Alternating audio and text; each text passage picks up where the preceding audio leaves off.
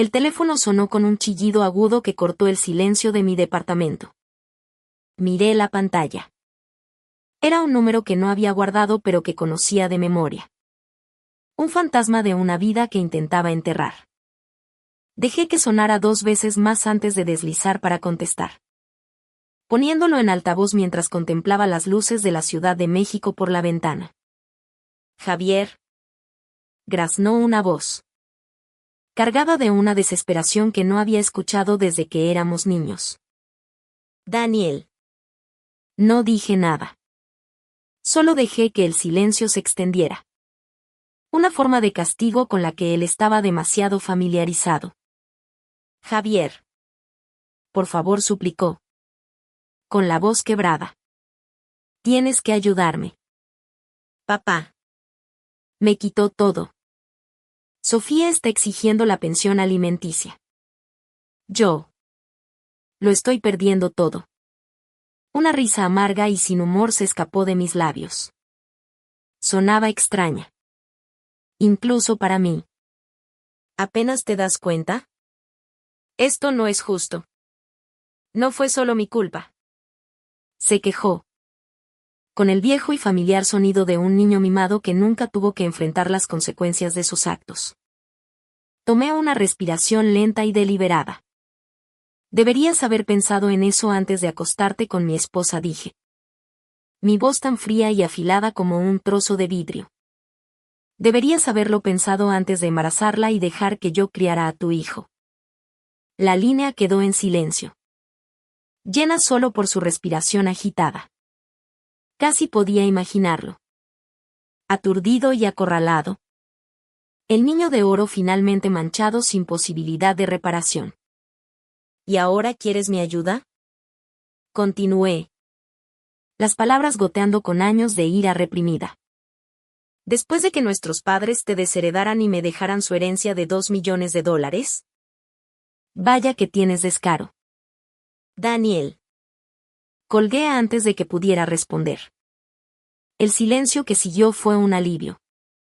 Una calma profunda y satisfactoria. Para entender el hielo en mi voz. Para entender por qué no sentía nada más que una fría y distante reivindicación mientras el mundo de mi propio hermano se desmoronaba. Tienes que retroceder. Hasta una calle tranquila y arbolada en un suburbio del Estado de México. Donde las raíces de esta traición fueron plantadas y regadas durante años. Mi hermano menor. Daniel. Siempre ha albergado un profundo resentimiento hacia mí. Si piensas que se debía a los celos, estarías equivocado. Él era el hijo favorito. No yo. No había razón para que tuviera envidia. Él era el sol alrededor del cual orbitaba nuestra familia. Y yo solo era una luna olvidada. Captando su luz reflejada. Para darte un poco de contexto. Nuestra madre siempre consintió a Daniel.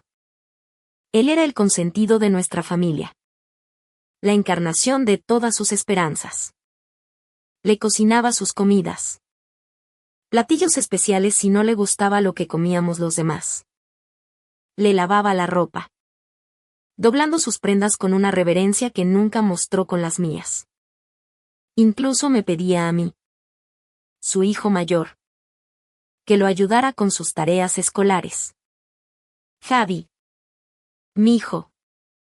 Eres tan listo. Decía. Con su voz dulce y persuasiva. Solo ayúdale a tu hermano con su trabajo de historia. Le está costando. Se esperaba que lo ayudara simplemente porque éramos familia. Pero yo nunca recibí la misma consideración. Acepté esto porque era bastante independiente. Un niño tranquilo que encontraba más consuelo en los libros que en las personas. Quizás fue en parte mi culpa por siempre satisfacer sus necesidades sin esperar nada a cambio. Él nunca me ayudó cuando lo necesité y solo se acercaba a mí cuando quería algo. Su mundo era transaccional. Y yo solo era un recurso para ser utilizado. Mientras yo era un niño callado e introvertido que disfrutaba estudiar y estar a solas. Él era ruidoso y tosco. Igual que nuestro papá. También tiendo a ser directo y honesto. Nunca endulzo las cosas. Creo que mi madre pudo haber desarrollado una percepción negativa de mí debido a mi franqueza. Mi honestidad era vista como rudeza. Mi introversión como indiferencia. La naturaleza bulliciosa de Daniel, sin embargo, era vista como confianza. Este favoritismo hizo de Daniel el querido de la familia. Y no me importó mientras crecíamos. Encontré mi propio espacio. Mi propio mundo entre las páginas de los libros. Sin embargo, los problemas comenzaron cuando empezó a molestarme y a burlarse de mí por ser diferente a él. Se burlaba de mi altura. Era alto y delgado para mi edad. Se burlaba del hecho de que usaba lentes. Oye. 4 ojos. Gritaba en el patio de la escuela. Mientras sus amigos se reían con él. Se metía a escondidas en mi cuarto. Un santuario que tanto me esforcé por proteger. Y leía mi diario. Luego corría con mi mamá, tergiversando mis pensamientos privados como quejas sobre él. Cuando le gritaba, con la voz temblando de rabia por la invasión de mi privacidad. Y me quejaba con nuestros padres. Ellos se lo tomaban a broma. ¡Ay! Javier. No es para tanto. Decía mi madre, alborotando el cabello de Daniel. Solo es curioso. Hizo cosas peores. Escalando su tormento lenta y metódicamente. Una vez. Accidentalmente me tiró los lentes de la cara. Casi rompiéndolos en el pavimento. Ponía cosas asquerosas en mi comida, un terrón de tierra en mi torta. Una cantidad excesiva de sal en mi sopa. Incluso una vez puso pequeñas piedras en mi cereal. Una trampa cruel destinada a romperme los dientes. Afortunadamente. Comía despacio y las encontré antes de poder morderlas. Cuando se lo dije a mi mamá, mostrándole las pequeñas piedras grises en mi palma. Ella lo desestimó. ¡Ay! Deja de ser tan dramático. Suspiró. Así es como se llevan los hermanos. Cada vez que peleábamos, Daniel se enfocaba en mis inseguridades para insultarme. Íbamos a la misma escuela. Así que sabía que algunos chicos me molestaban. En lugar de apoyarme a su propio hermano, se puso del lado de los acosadores. Vio mi vulnerabilidad como una oportunidad. Se unía, llamándome nombres como perdedor feo o chango peludo. Su voz resonando con malicia. Incluso los animaba a lastimarme físicamente. Diciéndoles que era débil. Un gran fracasado que no se defendería. En otra ocasión. Durante una pelea por algo trivial que ni siquiera recuerdo. Me miró directamente a los ojos y dijo, ¿por qué no te matas de una vez? Aunque podía ignorar la mayoría de los insultos. Ese realmente me dolió. Fue un golpe directo a una herida que mantenía oculta de todos. En ese momento, luchaba con mi salud mental. Combatiendo sentimientos de soledad y depresión que se sentían como una capa pesada que no podía quitarme de encima. Ahora estoy mejor.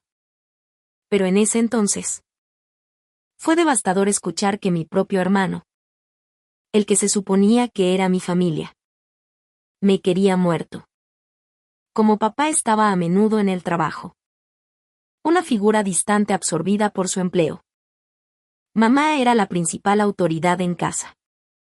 Pero a ella no parecía importarle mucho. Incluso me regañó una vez después de ese incidente. Afirmando que era mi culpa por irritarlo hasta el punto de decir eso. Ya sabes cómo se pone. Javier. Dijo. En tono acusador. Tienes que aprender a no provocarlo. Las cosas empeoraron progresivamente durante la preparatoria. Hubo un incidente impactante cuando tenía 15 años. Estábamos en el patio trasero. Guayanio estaba jugando con un encendedor y una lata de laca para el cabello. tratando de crear un lanzallamas improvisado. Le dije que se detuviera. Que era peligroso. Él solo se rió. Con esa sonrisa arrogante pegada en su rostro. Luego. Se giró y me apuntó. Intentó prenderle fuego a mi cabello. Un chorro de llama salió disparado, pasando a centímetros de mi cabeza.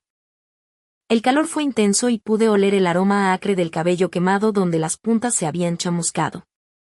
Retrocedí tropezando, con el corazón martilleando en mi pecho. Un miedo primitivo recorriéndome. Increíblemente. Nuestra madre, que vio todo desde la ventana de la cocina, salió corriendo y lo defendió. Daniel. Ya basta. Dijo. Pero no había verdadera ira en su voz. Se volvió hacia mí, con el rostro en una máscara de molestia. Solo estaba jugando. Javier. Era una broma. ¿Jugando? ¿En serio? ¿Quién se comporta así? ¿Quién piensa que apuntar una columna de fuego a la cabeza de su hermano es una forma de jugar? Afortunadamente. Mi papá llegó en el auto justo en ese momento. Vio el encendedor en la mano de Daniel. La mirada de terror en mi rostro y el tenue rastro de humo en el aire. Por primera vez. Algo en él se quebró. Ya no era el padre distante y obsesionado con el trabajo. Se acercó. Con el rostro como una nube de tormenta. Y le arrebató el encendedor de la mano a Daniel. ¿Qué demonios crees que estás haciendo? Retumbó. Su voz un gruñido bajo que nunca antes había escuchado. Solo bromeaba. Papá. Tartamudeó Daniel. Su valentía evaporándose al instante. Mi papá no se lo tragó. Le apuntó a Daniel con un dedo severo. Eso no es una broma. Eso es una agresión. ¿Entiendes? Podría llamar a la policía ahora mismo. Este momento fue una verdadera revelación para mi hermano. Nunca antes había enfrentado consecuencias reales por sus acciones. Estaba genuinamente atónito. Con la boca abierta. Mi papá dejó en claro que ya era suficiente y que Daniel necesitaba empezar a respetar a su hermano mayor. Fue un punto de inflexión. Una grieta en los cimientos del mundo intocable de Daniel. Más tarde esa noche. Papá entró en mi habitación para hablar. Nunca esperé su apoyo porque siempre le decía a Daniel lo similares que eran. Lo cual era cierto en muchos sentidos. Compartían la misma energía ruda y revoltosa. Pero esa noche. Mi papá se sentó en el borde de mi cama. Su rostro bravado con una cansada decepción. Admitió que había esperado años. Esperando que Daniel madurara. Que superara su racha cruel. Pero se estaba dando cuenta lentamente de que Daniel no solo era inmaduro. Se estaba convirtiendo en un gran abusón. Escuchar esto de mi papá fue increíblemente validador. Se me formó un nudo en la garganta y casi me echó a llorar. Sentí que, por primera vez, alguien en mi propia familia realmente me veía. Veía lo que había estado pasando. Le confesé todo lo que Daniel me había hecho a lo largo de los años. Las burlas constantes. El diario robado. Las piedras en mi cereal. Incluso mencioné el acoso en la escuela y cómo Daniel no solo se quedaba al margen, sino que participaba activamente. Mi papá se sorprendió de lo mucho que había soportado en silencio. Al día siguiente, cumplió su palabra. Fue a mi escuela y habló con el director para asegurarse de que los abusones fueran advertidos sobre las graves consecuencias y continuaban. Más tarde esa noche, papá me inscribió en clases de artes marciales mixtas en el gimnasio local. Me miró a los ojos y me dijo, necesitas hacerte hombre. Javier. Necesitas aprender a defenderte de los abusones en tu vida. Ya sea en la escuela o aquí mismo en esta casa. Admito que un chico nerd como yo tratando de aprender a pelear podría haber parecido ridículo. Pero estaba muy concentrado. Estaba cansado de ser una víctima. Organicé bien mi tiempo para equilibrar mis estudios y los entrenamientos diarios. Esas clases de MMA cambiaron mi vida por completo. Cincelaron mi cuerpo larguirucho, construyendo músculo y disciplina. Más importante aún, forjaron un núcleo de confianza dentro de mí que nunca supe que tenía. Aprendí a recibir un golpe. Pero lo más importante, aprendí que era lo suficientemente fuerte como para devolverlo. El niño tímido que se escondía en los libros estaba siendo reemplazado lentamente por un joven que podía defender su terreno. Y pronto, Daniel descubriría ese cambio de primera mano. Una sofocante tarde de verano. Daniel estaba haciendo de las suyas. Me robó el dinero de mi domingo, que recibíamos por ayudar con las tareas de la casa.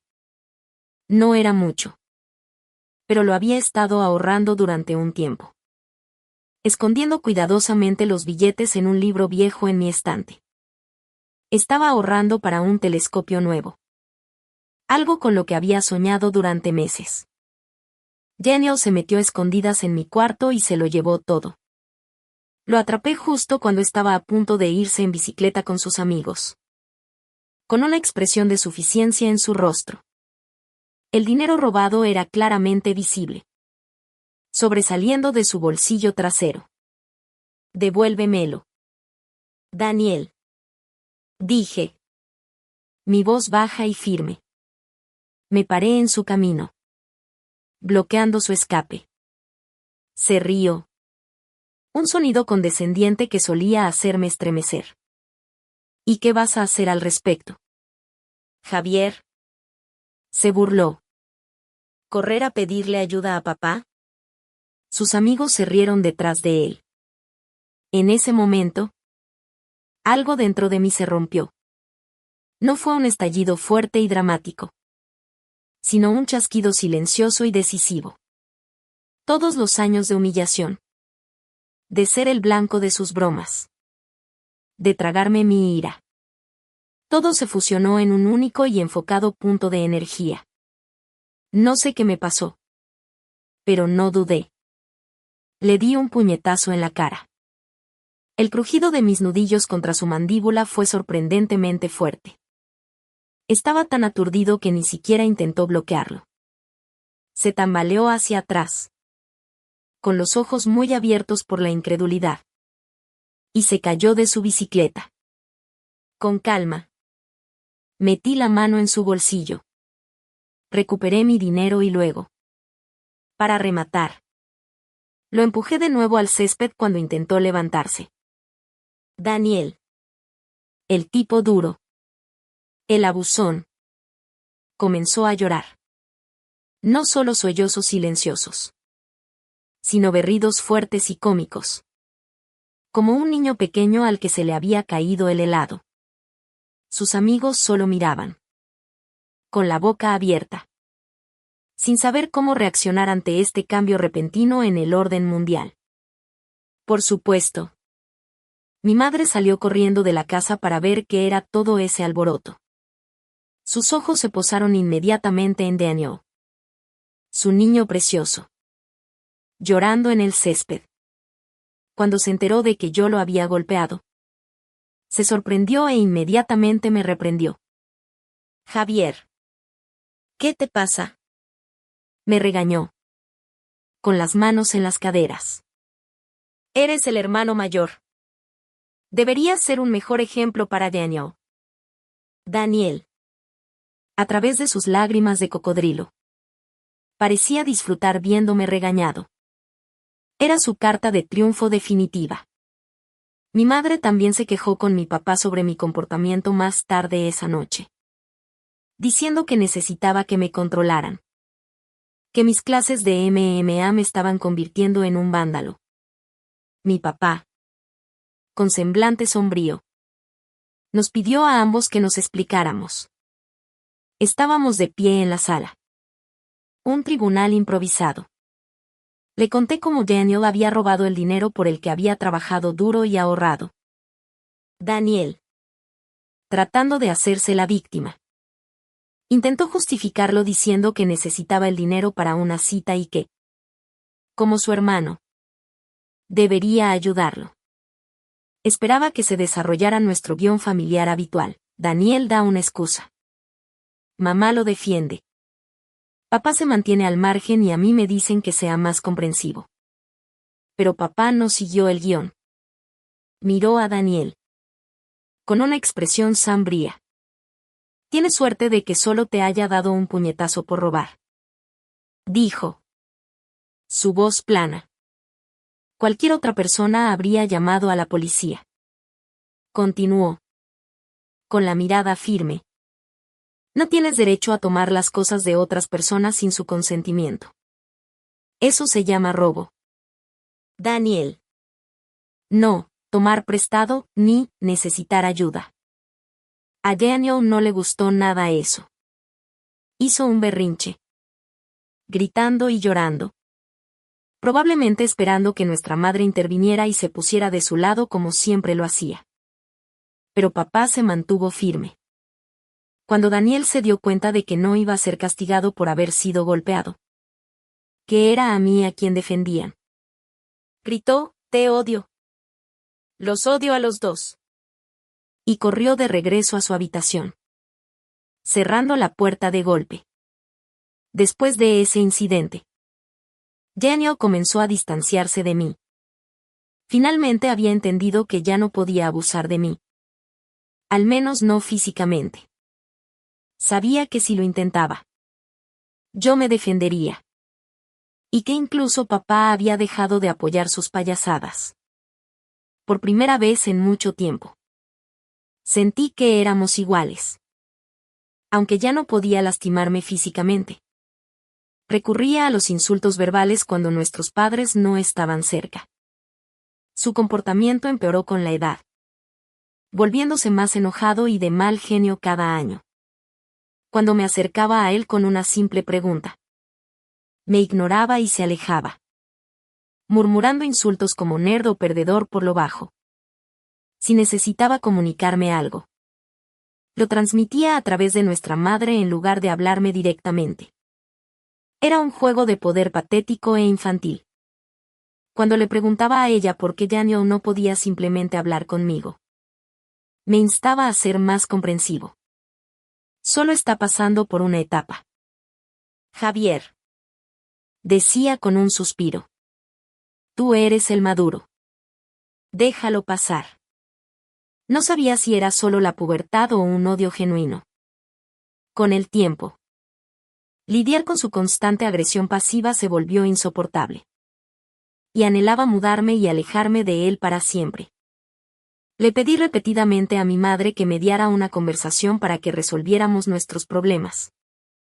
Pero siempre se negaba, diciendo que no quería involucrarse. Cuando le pedía su opinión sobre por qué Daniel me trataba de esa manera, simplemente ignoraba la pregunta. Eligió la ceguera voluntaria en lugar de la crianza. Finalmente, me fui a la universidad de mis sueños, habiendo obtenido una beca completa como estudiante de alto rendimiento. Fue mi boleto de salida. Mi papá me organizó una fiesta. Su orgullo evidente en la forma en que me palmeaba la espalda y me presentaba a sus amigos. Incluso mi mamá parecía genuinamente orgullosa. Un raro y fugaz momento de calidez. Sin embargo, Daniel permaneció distante y frío, apenas reconociendo mis logros. Se quedó en un rincón de la habitación, mirando su teléfono. Una nube oscura en un día por lo demás soleado. El día que me fui a la universidad fue una mezcla de emoción por el futuro y un profundo alivio por escapar del ambiente tóxico de mi hogar. Los primeros meses en la UNAM fueron liberadores. Hice nuevos amigos. Personas que me valoraban por quien era. Disfruté mis clases, sumergiéndome profundamente en la informática. Una materia que me fascinaba. Comencé a construir una vida separada de la atmósfera opresiva de mi infancia. El miedo constante a los ataques verbales de Daniel se desvaneció, dándome una nueva sensación de paz. Durante mi segundo año, conocí a mi esposa, Sofía. Fue en una fiesta de fraternidad, un lugar que normalmente habría evitado. Pero un amigo me arrastró. Estaba de pie junto a la barra improvisada, riendo con sus amigas. Y su sonrisa iluminaba toda la habitación. Empezamos a hablar y conectamos de inmediato. Estudiaba enfermería y tenía una calidez y amabilidad que encontré increíblemente magnéticas. Viniendo de un entorno religioso, tener hijos fuera del matrimonio era mal visto en su familia. Así que, cuando descubrimos que estaba embarazada en nuestro último año, decidimos casarnos justo después de la graduación. Nuestra boda fue una ceremonia pequeña pero alegre en un juzgado local. Solo con nuestros padres y algunos amigos cercanos. Nuestros padres estaban felices por nosotros y disfrutamos de la celebración en un restaurante cercano. En ese momento, sosteniendo su mano, creí que Sofía era el amor de mi vida. Siempre había imaginado una relación monógama. Una mujer a la que volver a casa y compartir mi vida. A pesar de que otras mujeres mostraron interés a lo largo de los años. Nunca busqué nada porque estaba genuinamente contento en mi matrimonio. Sofía era la chica de mis sueños y nunca quise lastimarla. Ella era el ancla que necesitaba. La base para la familia estable y amorosa que nunca tuve. Sin embargo, más tarde descubrí 2 incidentes de infidelidad en nuestro matrimonio. Resultó que la vida idílica que pensé que estaba construyendo era un castillo de naipes. La primera fue una aventura intermitente con su compañero de trabajo casado que duró varios años. Algo que confesó entre lágrimas después de que encontré mensajes sospechosos en su teléfono. La otra fue una breve aventura con un exnovio durante una visita a su familia en su ciudad natal. Algunos podrían pensar que fui ingenuo por quedarme. Y mirando hacia atrás, no puedo estar completamente en desacuerdo. Cada vez nos separamos por un tiempo. Y cada vez elegí perdonar a mi esposa. No quería criar a nuestro hijo Mateo, en un hogar roto. Creía que podíamos superar estos obstáculos. La aventura con su compañero de trabajo ocurrió cuando éramos jóvenes. Y lo atribuí a errores de juventud y mal juicio. Durante un tiempo, las cosas parecieron mejorar. Aunque nunca pude volver a confiar plenamente en ella. Hice todo lo posible por dejar de lado mis dudas. Sabía que si elegía perdonar, tenía que trabajar genuinamente hacia un nuevo comienzo. Han pasado 4 años desde su segunda traición. Y me sentía seguro de mi decisión de darle otra oportunidad. Sofía parecía haber cambiado. Estábamos genuinamente felices. Planeando el futuro de nuestra familia. Buscando casas más grandes. Hablando de un segundo hijo.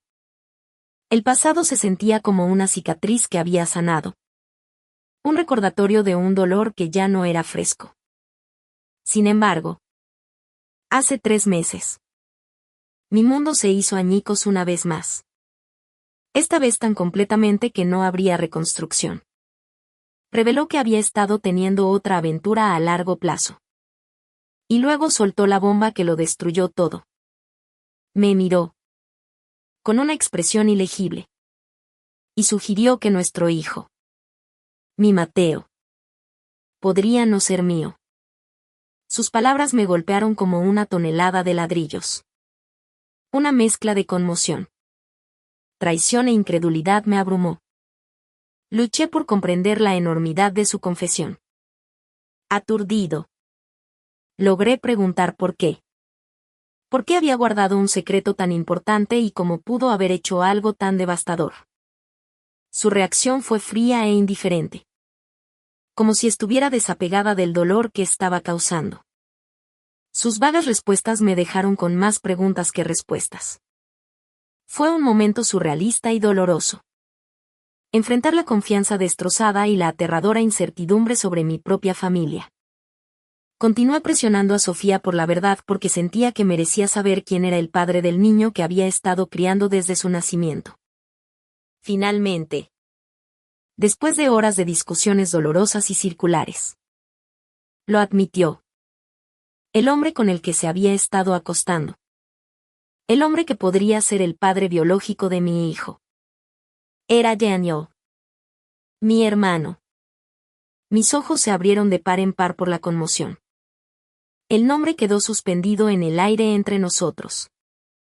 Espeso y venenoso. Daniel. Repetí. La palabra sabiendo a ceniza en mi boca. ¿Qué quieres decir con Daniel? Sofía no me miraba. Miraba un punto en la pared. Retorciéndose las manos en el regazo. Explicó que ella y Daniel se habían hecho amigos cuando se la presenté a mi familia. Fue durante esas primeras largas vacaciones. Desde el Día de Muertos hasta Año Nuevo. Cuando se quedó con nosotros. Recuerdo bien esa época. Daniel. Que solía ser tan frío y despectivo conmigo. Fue cálido y educado con ella. Se reía de sus chistes. Le hacía preguntas sobre sus estudios e incluso se ofrecía a ayudarla con sus maletas. Me alegré. Genuinamente feliz. Porque no quería que Sofía se sintiera mal recibida en mi caótica familia. Pensé que tal vez. Solo tal vez. Su presencia podría cerrar el abismo entre mi hermano y yo. Sofía quería ser aceptada en mi familia. Así que pasaba un tiempo considerable con mi mamá siempre que era posible. Cocinaban juntas. Y mi mamá, por primera vez, parecía aprobar una elección que yo había hecho. Sofía notó la brecha entre Daniel y yo y me preguntó al respecto una noche mientras estábamos solos. Me abrí con ella, contándole sobre nuestra tensa relación. Explicando que quizás nunca la repararíamos debido a sus sentimientos no resueltos y años de resentimiento. Sofía entendió. O al menos eso pareció. Pero comenzó a incluir a Daniel en nuestras salidas. Esperando que nos ayudara a vincularnos. Cada vez que planeábamos ver una película. Insistía en invitar a Daniel. Será divertido. Javier. Los tres. Decía. Y yo aceptaba a regañadientes. Siempre terminábamos viendo la película de acción que él elegía. Durante este tiempo, Daniel y yo intercambiamos algunas palabras. Lo cual fue una mejora en comparación con su habitual trato silencioso. Lo vi como un progreso. Una pequeña victoria orquestada por la mujer que amaba. Fui un tonto. Recuerdo Sofía y Daniel pasando el rato y jugando videojuegos juntos en el sótano.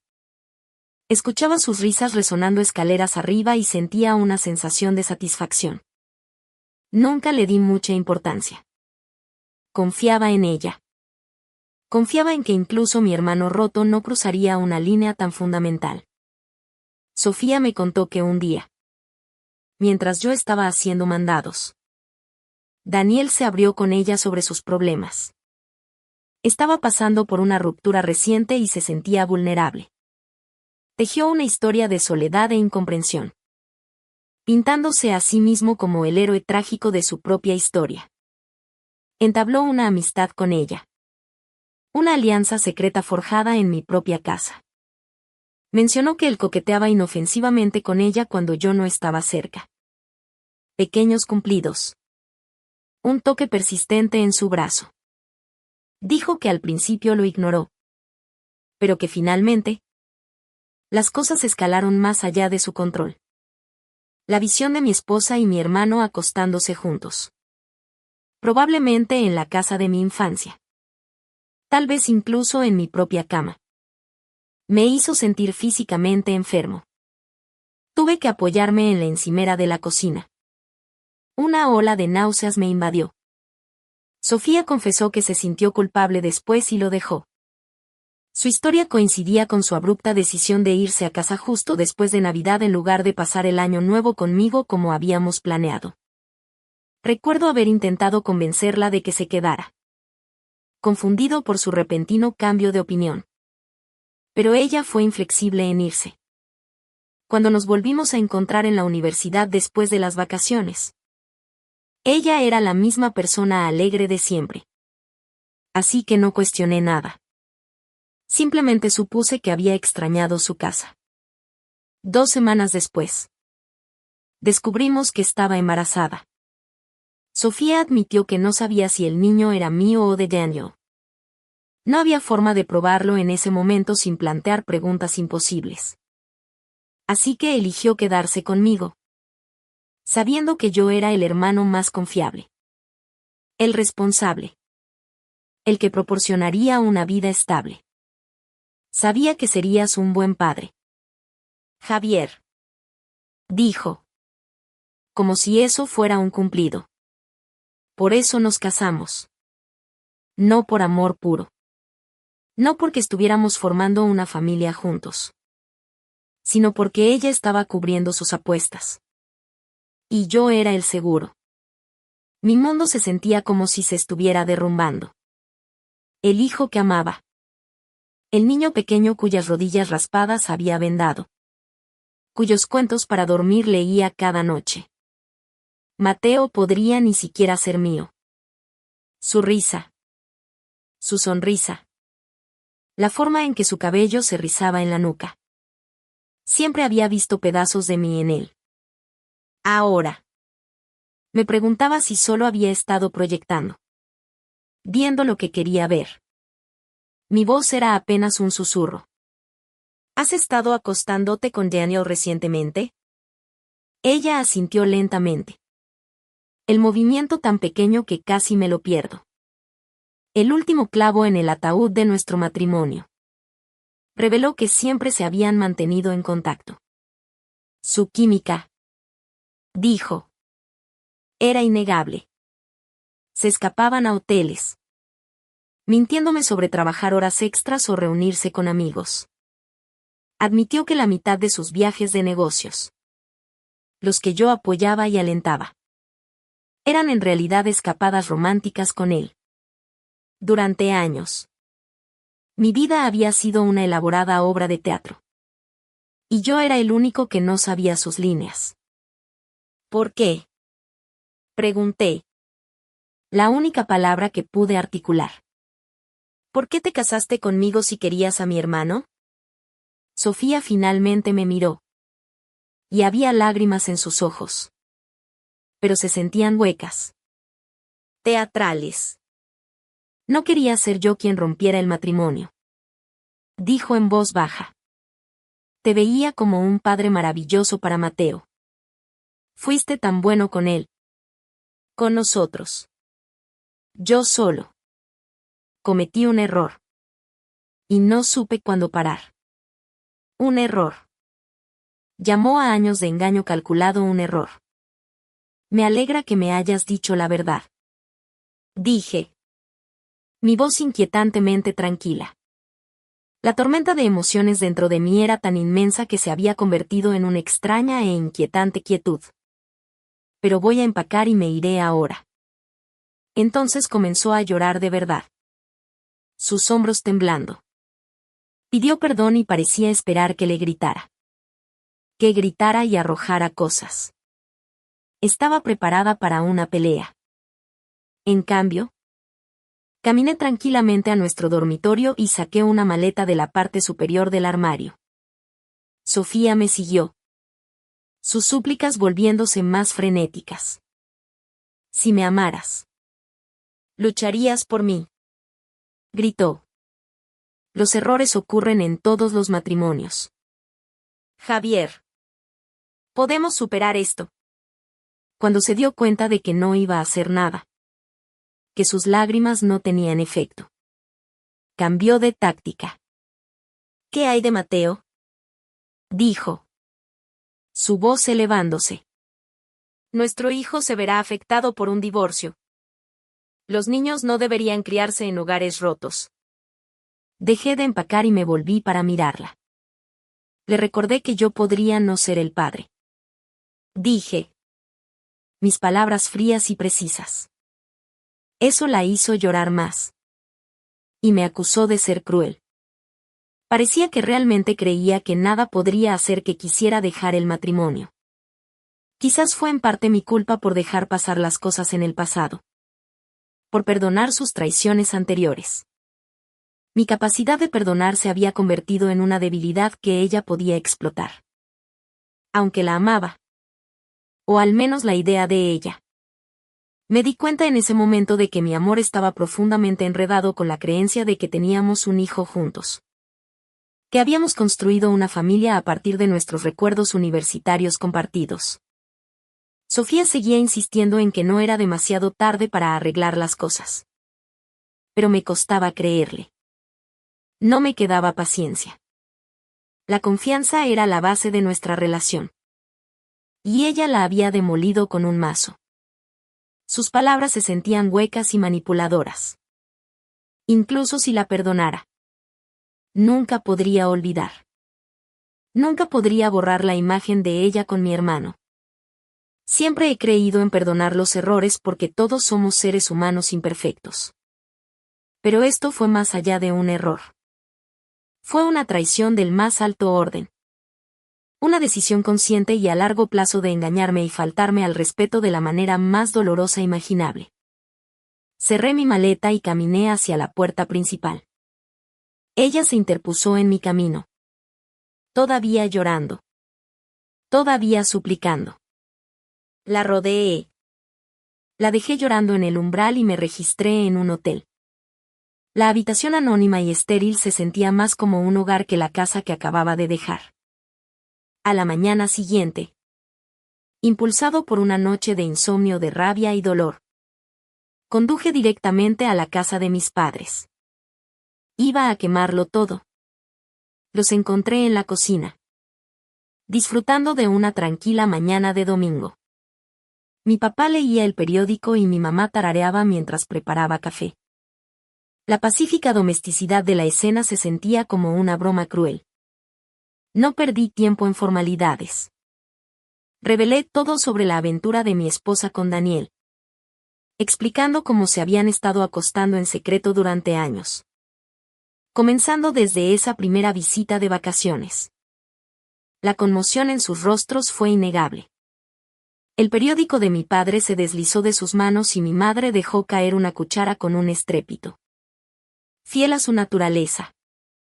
Mi madre fue la primera en hablar. Y su primer instinto fue defender a su niño de oro. Eso no es posible. Insistió. Sacudiendo la cabeza. Mi niño nunca podría hacerle tal cosa a su propio hermano. Sofía debe estar mintiendo. Había esperado esto. Estaba preparado. Bien. Dije.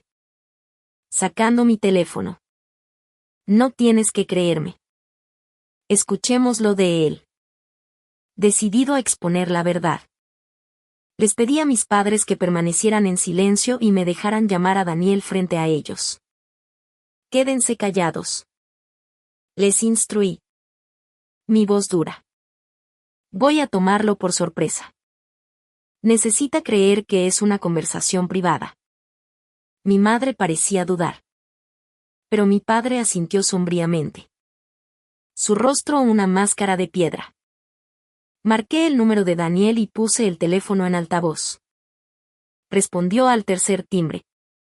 Su voz perezosa y segura. ¿Qué onda? Lo sé. Dije. Yendo directo al grano. Sé lo tuyo y Sofía. Hubo una pausa. ¿De qué estás hablando? Dijo. Tratando de sonar confundido. Pero pude escuchar el borde del pánico en su voz. Al principio. Lo negó con vehemencia. Negándose a aceptar cualquier responsabilidad. Trató de tomárselo a broma. Llamándome paranoico. Sin embargo. Cuando le dije que Sofía lo había admitido todo. Su tono cambió. Comenzó a culparla a ella. Su voz volviéndose viciosa. Esa chava no tiene moral. Escupió. No es mi culpa si las mujeres se sienten atraídas por mí. Sabes que siempre he sido el hermano más guapo. Casi me río de su patética arrogancia. ¿Así que lo estás admitiendo? Presioné. Nadie te va a creer de todos modos. Se burló Daniel. Recuperando la confianza. Todos saben que soy el consentido. Pensarán que solo te lo estás inventando porque estás celoso. Resoplé. Un sonido seco y áspero. Gracias. Daniel. Dije.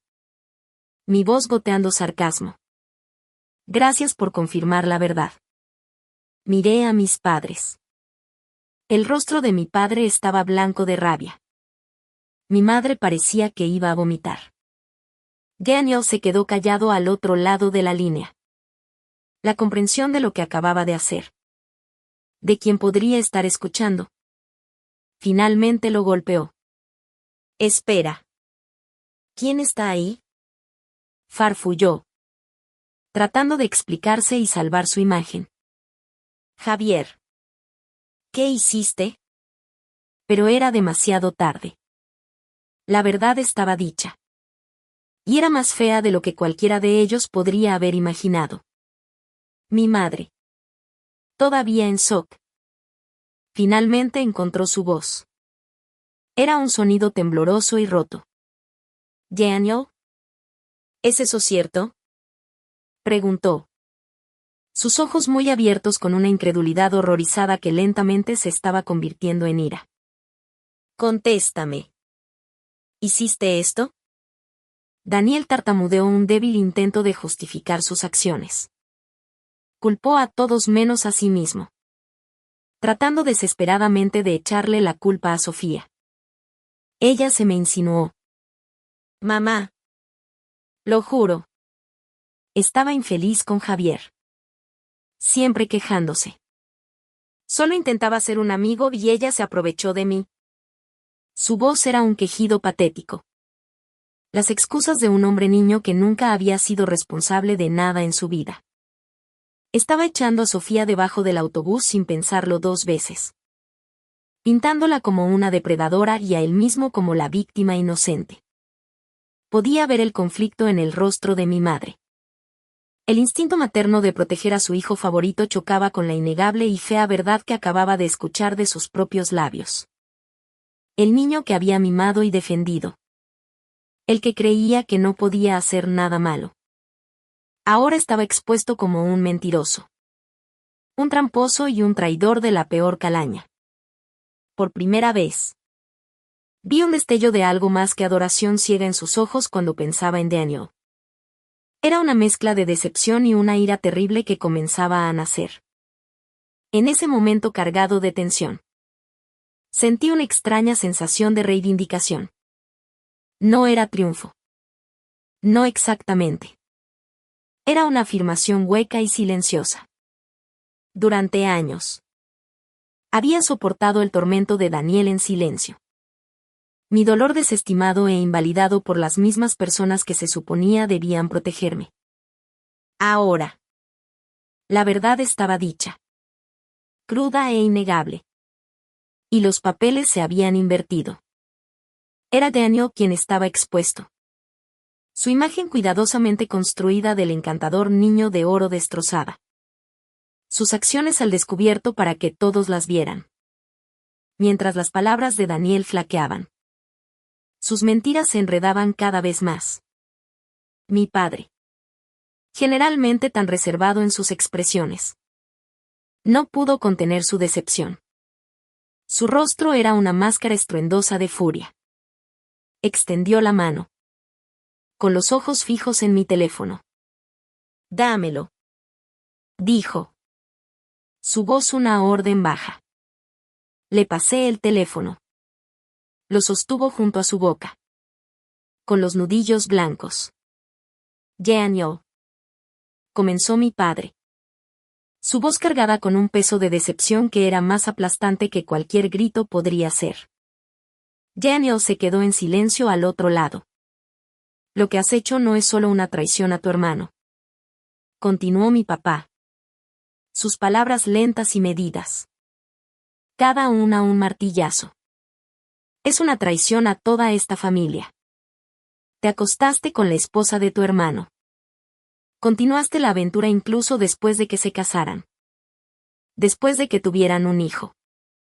Tus acciones tienen graves consecuencias. Daniel. Y han destrozado irreversiblemente la confianza que teníamos en ti. Hizo una pausa, dejando que el peso de sus palabras se hundiera en el sofocante silencio. Podía escuchar la débil y aterrorizada respiración de Daniel a través del altavoz. Los crié a ambos para que valoraran la familia.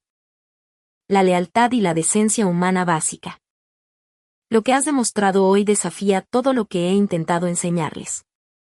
La voz de mi papá se quebró por la emoción. Una rara muestra de vulnerabilidad. Tu total desprecio por los sentimientos de tu hermano y la falta de respeto por su matrimonio son inaceptables. No solo lo has lastimado a él, sino que también has destrozado los lazos que mantienen unida a nuestra familia. Tu madre y yo. Somos en parte culpables de lo que te has convertido. Te dejamos salirte con la tuya con demasiadas cosas. Pero ya no toleraremos este comportamiento. La finalidad en su tono era absoluta. Esto no era un sermón. Era un veredicto. A partir de hoy, declaró mi padre, su voz volviéndose de acero. Estás fuera. Los fondos universitarios que establecí para ti están congelados. Tendrás que averiguar cómo pagar tus cuotas universitarias por tu cuenta. También dejaré de financiar tu estilo de vida. El coche. El apartamento. La tarjeta de crédito. Todo se acabó. ¿Crees que te hace más hombre acostarte con mujeres casadas? Veamos cómo te las arreglas como hombre sin mi dinero. Durante todo esto, mantuve una actitud serena. Una calma externa que contradecía la caótica tormenta de emociones en mi interior. Inicialmente quería gritarle a Daniel. Desatar décadas de ira reprimida. Pero ver a mi papá desmantelar metódicamente su mundo. Pieza por pieza. Fue la máxima reivindicación. Fue mejor que cualquier venganza que yo pudiera haber llevado a cabo. Había expuesto su verdadera naturaleza. Y estaba claro que había subestimado por completo las consecuencias. Mi madre. A pesar de las persistentes protestas de Daniel todavía débilmente audibles a través del teléfono, comenzó a poner excusas para el de nuevo. Una defensa patética y refleja. Guillermo. Tal vez deberíamos escucharlo. Comenzó. Su voz débil. Pero mi padre terminó rápidamente la llamada, cerrando los desesperados intentos de Daniel de explicar sus acciones. Se volvió hacia mi madre. Sus ojos brillando con un fuego frío que ella no estaba acostumbrada a ver. No. Advirtió. No te atrevas a defenderlo. No esta vez. Después. Mi mamá se me acercó. Su rostro estaba pálido y sus ojos llenos de lágrimas. Me abrazó. Había pasado mucho tiempo desde que compartimos un momento así. Años desde que me había ofrecido algún consuelo físico genuino. Pero en ese abrazo había un entendimiento tácito. Un apoyo frágil y recién descubierto. En medio de la agitación familiar. Me miró. Realmente me miró. Y susurró, lo siento mucho. Javier. Lamento mucho no haberte creído todo este tiempo. Mi yo de 14 años. El niño que lloraba hasta quedarse dormido después de que le dijeran que se matara. Nunca podría haber imaginado este momento. Ser reivindicado. Ser visto y ser abrazado por mi madre. Fue una victoria agridulce. Nacida de las cenizas de nuestra familia. Después de esto, mi papá se convirtió en mi más firme aliado. Me ayudó a encontrar un buen abogado para manejar el divorcio de Sofía. Ella y su abogado intentaron jugar sucio, pidiendo una pensión alimenticia significativa ya que yo ganaba más que ella. Pero su aventura documentada jugó mucho a mi favor. La ley en México es clara sobre cómo la mala conducta conyugal afecta el apoyo del cónyuge. Su infidelidad se convirtió en la piedra angular de mi caso. También realizamos una prueba de paternidad. Era solo una formalidad en ese punto. Pero necesitábamos la confirmación legal. Los resultados llegaron una semana después.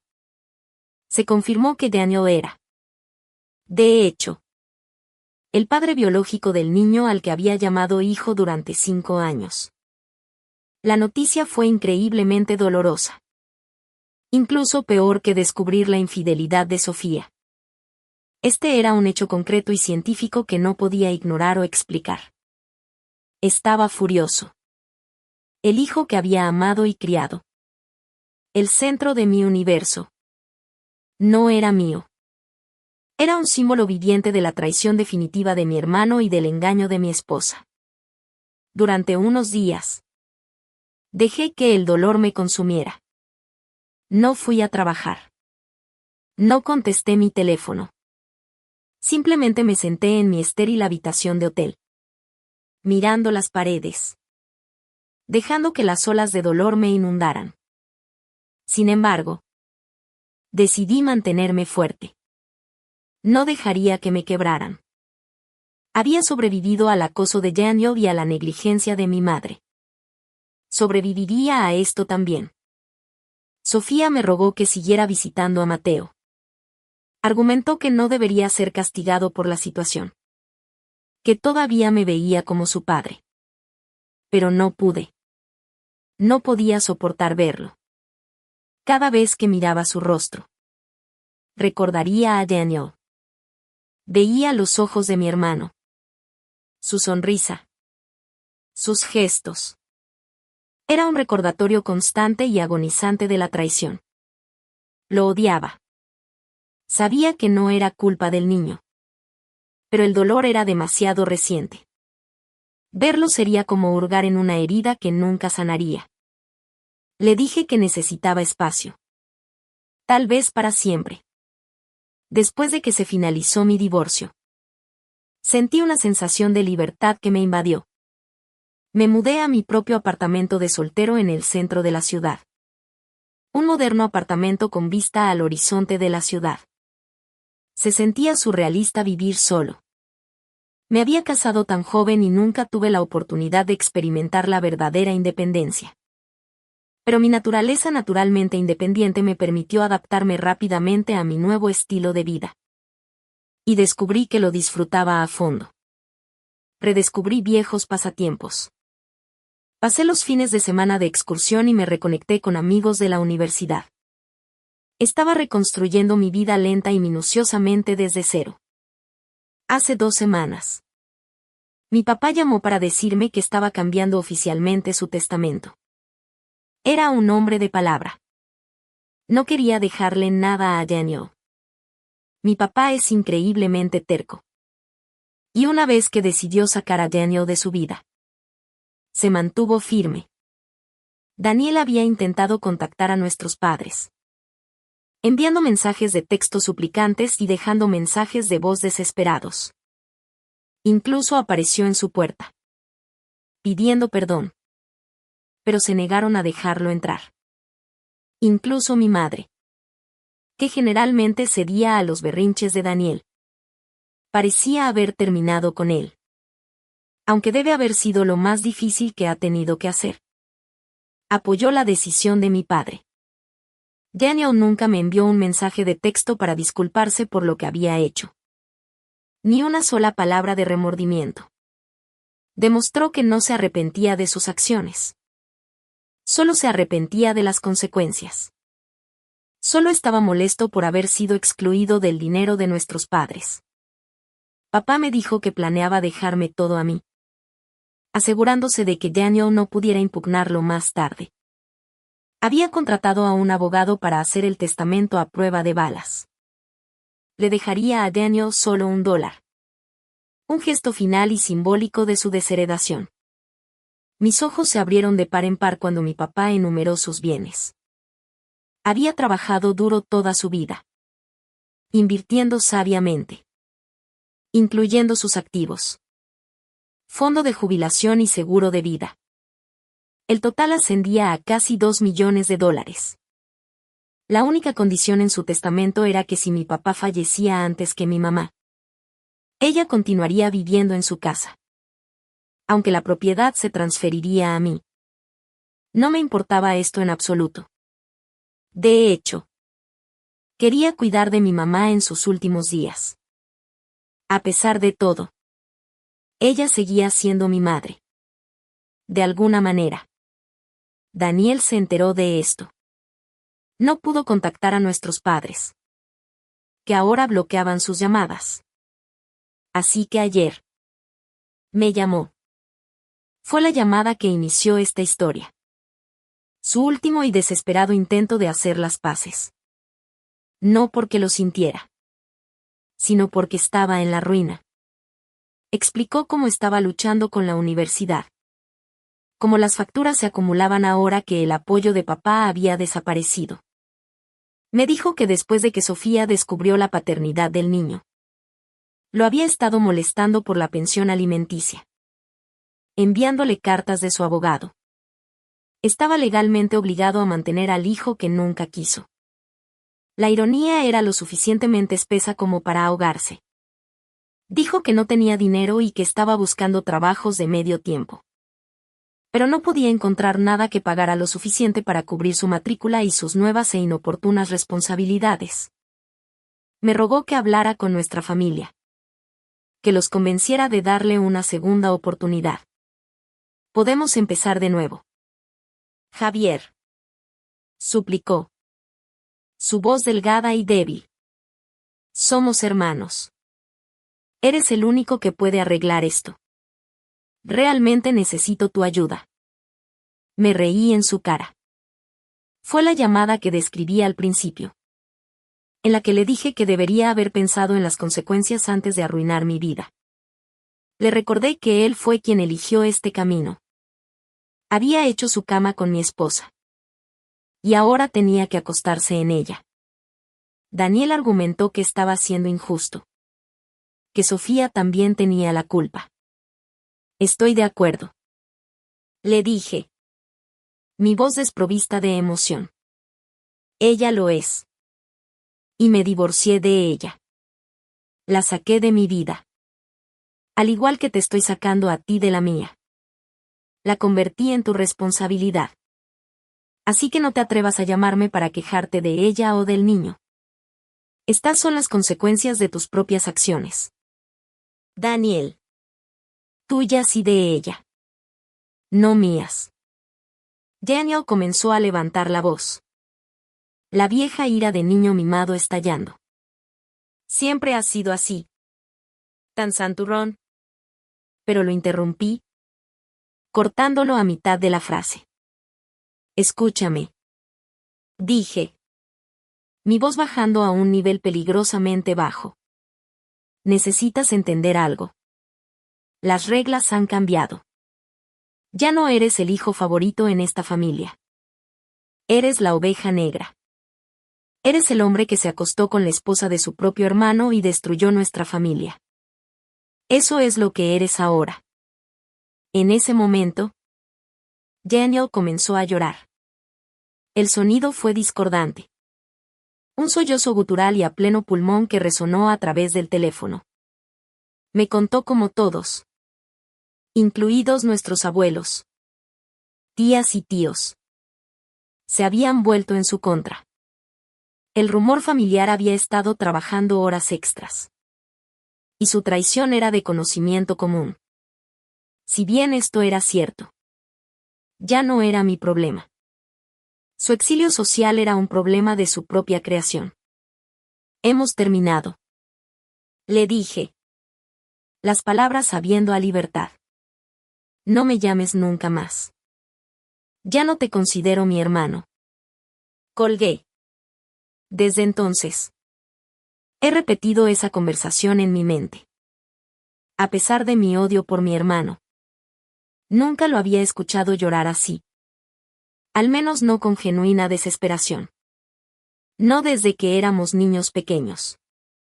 No mentiré. Me dolió un poco escucharlo tan indefenso. Una pequeña y tonta parte de mí.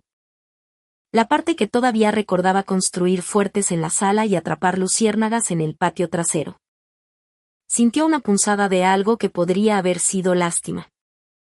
Así que... supongo que estoy aquí. Contando esta historia a extraños en Internet. Para preguntar si debería hablar con nuestros padres sobre él. O si sería un tonto si lo hiciera. Necesitaba saber si mi frialdad estaba justificada o si era solo otra forma de crueldad. Un ciclo que estaba perpetuando. Los comentarios llegaron a raudales. Un diluvio de opiniones y consejos. Una abrumadora mayoría me dijo que me mantuviera firme. Que Daniel solo lamentaba haber sido descubierto. Algunos me llamaron cruel por cortar el contacto con Mateo. Pero tuve que explicar mi razonamiento. Publiqué una actualización. Actualización 1. Hola a todos. Muchos de ustedes han estado preguntando por qué ya no estoy en contacto con mi hijo, Mateo. Y algunos incluso me han llamado cruel. Necesito explicar que no me siento cómodo criando al hijo de otro hombre. Esta no es una situación de hijastro. Me hicieron creer que Mateo era mi hijo. Mi propia carne y sangre. Solo para descubrir más tarde que en realidad es el hijo de mi hermano Daniel. Naturalmente. Esta revelación dolió profundamente y lloré por ello durante días. La razón principal por la que no quiero ningún contacto con Mateo es que ya no quiero a Sofía en mi vida. Si permanezco conectado con su hijo, ella encontrará la manera de volver a entrar en mi vida. Y necesito mi espacio para sanar. Pueden pensar que soy cruel o egoísta. Pero no puedo volver a verlo. Al menos no por mucho tiempo. Ver su rostro es un recordatorio de la peor traición que una persona puede soportar. La segunda actualización llegó unos días después. Tras una tensa conversación con mis padres. La mayoría de los comentaristas en línea adivinaron correctamente cómo Daniel se había enterado tan rápido del testamento. Actualización 2. La mayoría de ustedes adivinaron correctamente que fue mi madre quien informó a Daniel sobre el cambio de testamento de mi papá. Su lealtad. Incluso después de todo. Todavía estaba fracturada. Este conocimiento llevó a Daniel a llamarme como último recurso para arreglar las cosas. La confronté frente a mi papá. No grité. Solo le pregunté, ¿por qué? Mamá. ¿Por qué sigues protegiéndolo? Se derrumbó. Sollozando. Diciendo que ya había castigado a Daniel lo suficiente y que había aprendido la lección. Mi papá. Que había estado en silencio hasta ese momento. Se levantó. Le dijo firmemente a mi madre que si creía que lo que Daniel hizo era perdonable. Entonces ya no podía seguir casado con ella. Dijo que nunca podría perdonar tal traición a la confianza familiar. Esta amenaza. El primer ultimátum real que le había dado en sus 40 años de matrimonio. Silenció a mi madre. Mi papá dejó en claro que si alguna vez volvía a hablar con Daniel y nos enterábamos, podía hacer las maletas y marcharse. Como mencioné, mi papá es un hombre muy terco. Con suerte, mi madre aprenderá de sus errores esta vez. La amenaza funcionó. Mi madre enfrentaba a la elección entre su amor permisivo por un hijo y toda su vida con su esposo. Finalmente eligió a mi padre. Eligió los restos de nuestra familia rota. Los meses que siguieron fueron un periodo de tranquila reconstrucción. Me concentré en mi trabajo, obteniendo un ascenso y un aumento significativo. El ingreso extra era bueno. Pero era la distracción lo que realmente necesitaba. Me sumergí en problemas complejos de codificación, encontrando un extraño consuelo en la lógica y el orden del mundo digital. Un marcado contraste con el caos de mi vida personal. Mi relación con mis padres entró en una nueva fase. Mi papá y yo empezamos a jugar al golf todos los fines de semana. En el campo.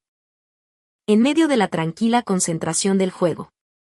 Hablamos más que nunca en toda mi vida. Me trató más como a un amigo que como a un hijo.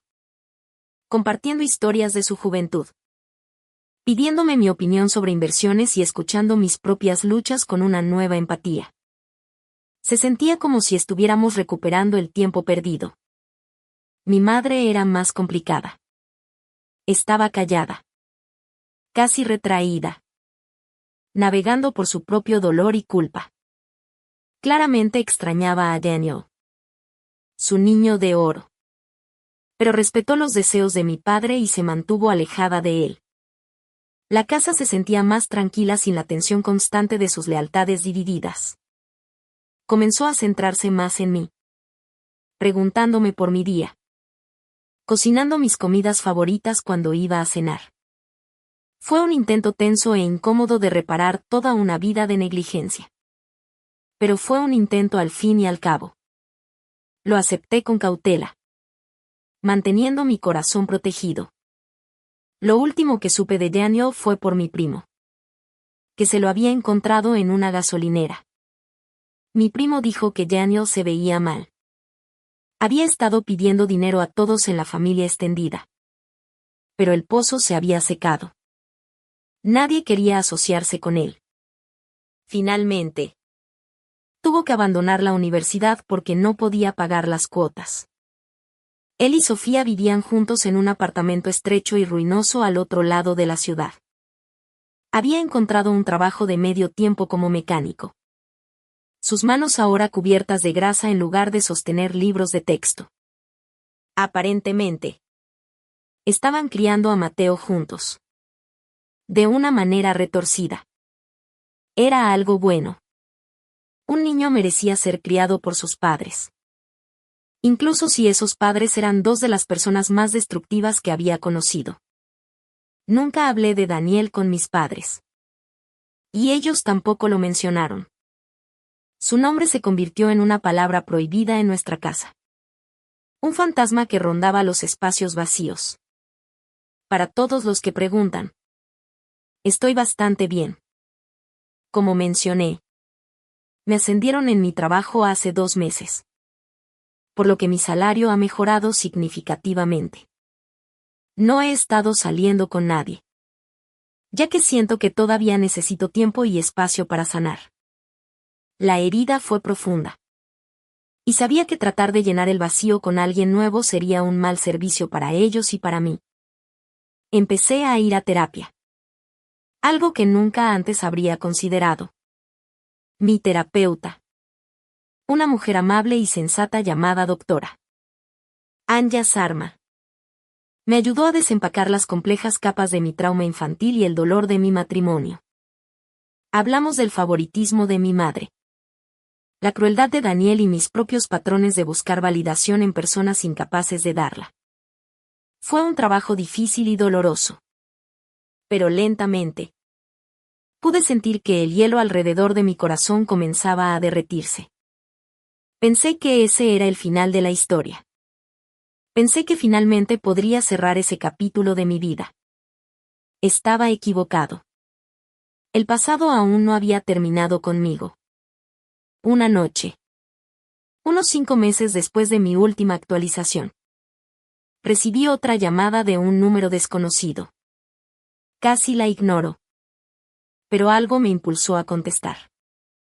Hola. Dije con cautela. Javier. Soy Sofía. Su voz era diferente. Se había ido el tono suplicante y lloroso de nuestras últimas conversaciones. Era plano. Frío y con un filo que no pude identificar. ¿Qué quieres? ¿Sofía? Pregunté. Mi cuerpo tensándose. Necesito verte. Dijo. Es sobre Mateo. Algo está mal. Mi sangre se heló. ¿Qué quieres decir con mal? ¿Está bien? A pesar de todo, una sacudida de miedo me recorrió. Está enfermo. Javier, dijo. Y luego soltó el golpe que nunca vi venir. Los doctores creen que es genético. Necesitan hacer pruebas a los miembros de la familia. Necesitan hacerte pruebas a ti. La línea se quedó en silencio. Pero mi mente gritaba. ¿Probarme para qué? ¿De qué estás hablando? ¿Sofía? Daniel es su padre. Deberían estar probando a Daniel. Deberían estar probando a su familia. Lo hicieron. Dijo. Su voz bajando a casi un susurro. Probaron a Daniel. Probaron a tu madre. A tu padre. Nada coincidía. Los marcadores genéticos que buscan no están ahí. Javier. Los doctores creen que podría ser un gen recesivo raro. Podría venir de cualquier lado. Pero necesitan descartar todo. El lado de la familia de Daniel no está proporcionando las respuestas que necesitan. Preguntaron por ti. Saben que estuviste registrado como su padre durante los primeros 5 años de su vida. Me dejé caer en una silla. Mis piernas de repente incapaces de sostenerme. Una rara condición genética. Sonaba como algo salido de un drama médico. No de mi vida. ¿Qué le pasa? Pregunté. Mi voz ronca. Ha estado enfermando mucho. Explicó. Su voz quebrándose por primera vez. Fiebres. Fatiga. Pensaron que eran solo enfermedades infantiles. Pero no mejora. Le hicieron unos análisis de sangre y encontraron algunas anomalías. Están preocupados por su médula ósea. Mencionaron algo llamado anemia aplásica. Pero no están seguros. Necesitan más pruebas. Necesitan probarte a ti. Javier. Por favor. Es solo un niño pequeño. Mi primer instinto fue una rabia pura e inalterada. ¿Cómo se atrevía? ¿Cómo se atrevía a volver arrastrándose a mí ahora? ¿Usando al niño sobre el que mintió para atraerme de nuevo a su vórtice de caos? Mi segundo instinto fue una negación fría y aguda. Este no era mi problema. Había trazado una línea en la arena. Los había eliminado. Mateo no era mi hijo. Pero mi tercer instinto. El que surgió de un lugar más profundo que la ira o la lógica. Fue una nauseabunda ola de miedo por el niño. Lo recordé de niño pequeño. Sus manos regordetas agarrando mi dedo. Recordé su peso en mis brazos mientras dormía. El sonido de sus risitas mientras lo perseguía por el parque. 5 años de mi vida se habían dedicado a amarlo. A protegerlo. No puedes simplemente apagar eso como un interruptor. ¿Por qué debería ayudarte? Pregunté. Mi voz más fría de lo que pretendía. ¿Por qué debería hacer algo por ti o por el hijo de Daniel? Porque una vez lo amaste. Dijo simplemente. Y las palabras fueron un cuchillo en mi estómago. Y porque podría morir si no lo haces. Pienses lo que pienses de mí. Pienses lo que pienses de Daniel. Mateo es inocente en todo esto. No se merece esto. Tenía razón. Y la odié por ello. La odié por tener razón. Por ponerme en esta posición imposible. Ayudarlo significaba reabrir una herida que tanto había luchado por cerrar. Significaba verla de nuevo. Significaba potencialmente ver a Daniel de nuevo. Significaba volver al pasado. Pero no ayudar. No ayudar podría significar que un niño inocente, sufriría. Bien. Dije. La palabra sintiéndose como una traición a mí mismo. Dime dónde y cuándo. El hospital era un lugar estéril e impersonal que olía a antiséptico y a desesperación silenciosa. Vi a Sofía en la sala de espera, luciendo más pequeña y frágil de lo que recordaba. El estrés le había pasado factura. Tenía ojeras oscuras bajo los ojos y había perdido peso. No nos abrazamos. Apenas nos miramos a los ojos. El aire entre nosotros estaba espeso con una historia no contada. Me puso al día. Mateo había sido admitido hace 2 días. Su condición había empeorado. Los médicos estaban realizando una batería de pruebas y necesitaban una muestra de sangre mía para completar un panel de secuenciación genética. Una enfermera me llamó por mi nombre y la seguí a una pequeña habitación. El proceso fue rápido e indoloro. Solo un pequeño pinchazo en mi brazo. Pero mientras observaba el vial llenarse con mi sangre roja oscura, sentí que estaba regalando una parte de mí que nunca recuperaría. No vi a Mateo. Sofía dijo que estaba durmiendo y que los médicos no querían que lo molestaran. No sabía si estaba aliviado o decepcionado. Me dije a mí mismo que era mejor así. Después de dar mi muestra, me di la vuelta para irme. Había hecho lo que ella pidió. Mi obligación estaba cumplida. Javier. Espera. Gritó Sofía cuando llegué a la puerta. Me detuve pero no me di la vuelta. Gracias. Dijo. Su voz suave. Sé que no tenías que hacer esto. Salí sin decir otra palabra. El camino a casa fue borroso. Mi mente era un torbellino de emociones contradictorias. Ira hacia Sofía por su manipulación. Resentimiento hacia Daniel por su mera existencia. Y una profunda y dolorosa tristeza por el niño que yacía en una cama de hospital. Una semana después, recibí una llamada de un número que no reconocí. Era el doctor Evans, el hematólogo pediátrico a cargo del caso de Mateo. Señor Morales, dijo. Su tono profesional pero grave. Llamo por los resultados de las pruebas de Mateo. Recibimos su panel genético y hemos encontrado algo de lo que creo que debería estar al tanto. De acuerdo. Dije. Mi corazón comenzando a latir con fuerza. ¿Qué es? Es sobre la paternidad de Mateo. Dijo. Entiendo que se hizo una prueba anteriormente. Durante su proceso de divorcio. Así es. Dije. Confirmó que Daniel Morales es el padre. Hubo una pausa al otro lado de la línea. Bueno. Señor Morales. Dijo el doctor Evans. Y sus siguientes palabras inclinaron el mundo sobre su eje. Según nuestras pruebas, que son mucho más completas que una prueba de paternidad estándar, hay una probabilidad del 99.99% de que usted sea el padre biológico de Mateo.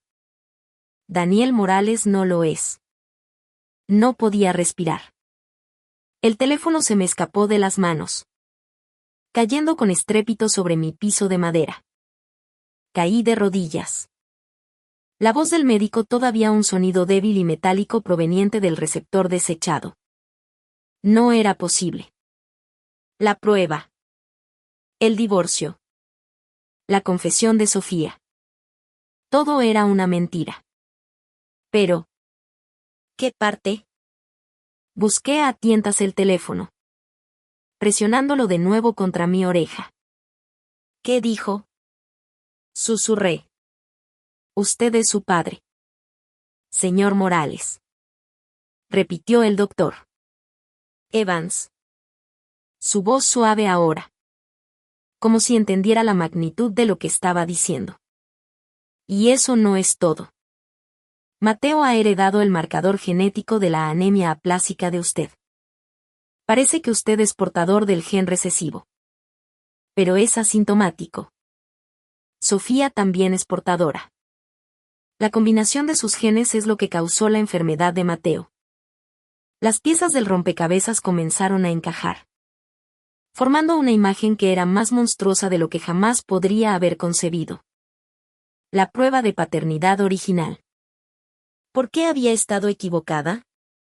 ¿Fue un error? ¿Un laboratorio defectuoso? ¿O fue algo más?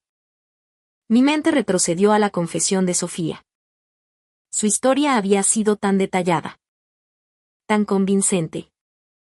La aventura. La culpa. La decisión de quedarse conmigo porque yo era el confiable. ¿Fue todo una invención? Y si es así, ¿por qué? ¿Por qué mentiría sobre algo tan fundamental? ¿Por qué nombraría a mi propio hermano como su amante si no era cierto? Y entonces pensé en Daniel. Su negación al principio. Luego su arrogante admisión por teléfono. No es mi culpa si las mujeres se sienten atraídas por mí. Había confirmado la historia. Había desempeñado su papel en la mentira. Los dos habían conspirado juntos. Habían inventado toda esta historia. Esta elaborada y cruel narrativa. ¿Y para qué? Colgué con el médico. Mi mente acelerada. Necesitaba respuestas. Conduje de regreso al hospital. Mis nudillos blancos en el volante. Encontré a Sofía en la misma sala de espera. Una figura solitaria en un mar de ansiedad. Mentiste. Dije. Mi voz temblando con una rabia tan profunda que era casi silenciosa. Todo el tiempo. Mentiste sobre todo. Ella levantó la vista. Y por primera vez, vi un miedo genuino en sus ojos. Javier. Puedo explicarlo. ¿Explicar qué? Exigí. Mi voz elevándose. ¿Explicar cómo me dejaste creer que mi hijo no era mío durante más de un año? ¿Explicar por qué metiste a mi hermano en esto? ¿Por qué? Sofía. ¿Por qué me harías esto a mí? ¿Por qué le harías esto a Mateo? Las lágrimas corrían por su rostro mientras la historia finalmente salía a borbotones. La verdad era más simple y mucho más patética que cualquier ficción que pudiera haber imaginado. No hubo una aventura a largo plazo con Daniel. Hubo una aventura de una noche. Solo una vez. Sucedió durante esa primera visita de vacaciones. Un estúpido error de borrachos del que se arrepintió de inmediato. Cuando descubrió que estaba embarazada 2 semanas después. Entró en pánico. No sabía quién era el padre. Y estaba aterrorizada. Le confesó a Daniel. Y juntos idearon un plan. Daniel. Viendo una oportunidad para herirme de la manera más profunda posible. Aceptó seguir la historia.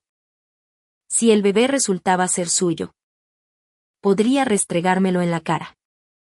Si resultaba ser mío, aún podría usar la mentira para destruir mi matrimonio y mi felicidad. Para él, era una situación en la que todos ganaban. La prueba de paternidad durante el divorcio había sido una barata y no legal hecha a través de un kit en línea. Sofía admitió que ella misma había frotado la mejilla de Daniel y lo había enviado. Fue una mentira construida sobre una mentira. Cuando Mateo se enfermó, y los médicos comenzaron a hacer preguntas sobre el historial médico familiar, su castillo de naipes comenzó a caer. La genética de Daniel no coincidía. La mentira se estaba desmoronando. Y no tuvo más remedio que llamarme. La única persona que podía proporcionar las respuestas reales. Así que me dejaste renunciar a mi hijo. Dije. Las palabras sintiéndose como piedras en mi garganta. Me dejaste alejarme de mi propio hijo. Creyendo que era el producto de tu aventura con mi hermano. Todo porque fuiste demasiado cobarde para enfrentar las consecuencias de un estúpido error. Solo pudo asentir. Su cuerpo sacudido por los sollozos. Lo siento. Susurró. Lo siento mucho. Mucho. Pero lo siento, no era suficiente. Nunca sería suficiente. No solo habían roto mi corazón. Me habían robado un año de la vida de mi hijo. Y ahora. Mi hijo estaba enfermo. Estaba enfermo por mi culpa. Por los genes defectuosos que le había transmitido. Y ni siquiera estaba allí para él. ¿Dónde está? Exigí. Quiero ver a mi hijo. Sofía me condujo a través de un par de puertas dobles hacia el pabellón pediátrico. Los alegres animales de dibujos animados pintados en las paredes se sentían como una burla de la estéril ansiedad que flotaba en el aire. La habitación de Mateo estaba al final del pasillo. Mirando a través de la pequeña ventana de la puerta. Lo vi. Era tan pequeño en la cama de hospital de gran tamaño. Su piel pálida. Un tubo de vía intravenosa pegado a su pequeña mano. Mi hijo. Mi hijo. Las palabras resonaban en mi cabeza. Un mantra de incredulidad y amor abrumador. La ira que sentía hacia Sofía y Daniel fue eclipsada momentáneamente por una ola de dolor por el tiempo que había perdido. Y un feroz instinto protector que rugió a la vida dentro de mí. Empujé la puerta y entré. El silencioso pitido del monitor era el único sonido. Los ojos de Mateo se abrieron con un aleteo mientras me acercaba a su cama. Me miró. Su mirada nublada por la fiebre y la confusión. «Papá», susurró. Su voz débil y ronca. La palabra destrozó lo que quedaba de mi compostura. Me arrodillé junto a su cama. Tomando su mano libre entre las mías. Se sentía tan frágil. Sí. Campeón. Dije. Mi propia voz ahogada por la emoción. Papá está aquí. Me quedé con él durante horas. Mucho después de que Sofía se hubiera retirado a la sala de espera. Dándonos espacio. Le leí cuentos de una gastada copia de Donde viven los monstruos. Como solía hacer. Le conté sobre mi nuevo apartamento. Sobre el ascenso en mi trabajo. Sobre todas las cosas tontas y mundanas que se había perdido. Estaba demasiado débil para decir mucho. Pero escuchaba. Sus ojos nunca se apartaban de mi rostro. Estaba en casa. Había vuelto a casa con mi hijo. Las siguientes semanas fueron un torbellino de visitas al hospital. Consultas con médicos y noches de insomnio. El doctor Evans me explicó la condición de Mateo en detalle. La anemia aplásica significaba que su médula ósea no producía suficientes células sanguíneas nuevas. Su sistema inmunológico estaba comprometido, dejándolo vulnerable a las infecciones. Las opciones de tratamiento eran limitadas y desalentadoras. Transfusiones de sangre para controlar los síntomas. Terapia inmunosupresora y la opción más prometedora pero también la más difícil. Un trasplante de médula ósea. Para que un trasplante tuviera éxito, necesitaban un donante con un tipo de tejido compatible. Los hermanos suelen ser la mejor opción. Pero Mateo era hijo único. La siguiente mejor esperanza era un padre. Sofía fue examinada de inmediato. Pero solo era una compatibilidad parcial. Luego. Fue mi turno. Como su padre biológico. Existía la posibilidad de que yo pudiera ser el donante perfecto. La espera de los resultados fue agonizante. Durante ese tiempo. Me convertí en un elemento permanente en el hospital. Monté una oficina improvisada en la esquina de la habitación de Mateo. Trabajando de forma remota para poder estar a su lado. Sofía y yo existíamos en un estado de tregua tensa. Nuestro terror compartido por la salud de nuestro hijo forjó una alianza frágil y temporal. No hablamos del pasado. No hablamos de Daniel. Todo nuestro mundo se había reducido a las 4 paredes de esa habitación de hospital. Nuestras conversaciones limitadas a actualizaciones médicas y las necesidades diarias de Mateo. Una noche. Mientras estaba sentado junto a la cama de Mateo mientras dormía. Apareció Daniel. No lo había visto desde el día en que lo expuse a nuestros padres. Parecía demacrado y cansado. Una sombra del arrogante niño de oro que solía ser. Se paró torpemente en la puerta. Sus ojos yendo y viniendo entre yo y la pequeña figura en la cama. Escuché que estaba enfermo. Dijo. Su voz apenas audible. Fuera. Dije sin mirarlo. Mi voz era tranquila pero cargada de veneno. Javier. Yo solo. Quería verlo. Tartamudeó. Sofía me contó lo que pasó. Sobre las pruebas. Sobre. Todo. Finalmente me volví para enfrentarlo. Una rabia fría y dura solidificándose en mi pecho. No tienes derecho a estar aquí. Dije. No tienes derecho ni a decir su nombre. Me ayudaste a robármelo. Me dejaste creer que no era mi hijo. Te quedaste de brazos cruzados y me viste alejarme de mi propio hijo. ¿Por qué? ¿Para qué? ¿Solo para herirme? Tuvo la decencia de parecer avergonzado. Yo. No lo sé. Murmuró. Mirando al suelo. Empezó como una estúpida mentira.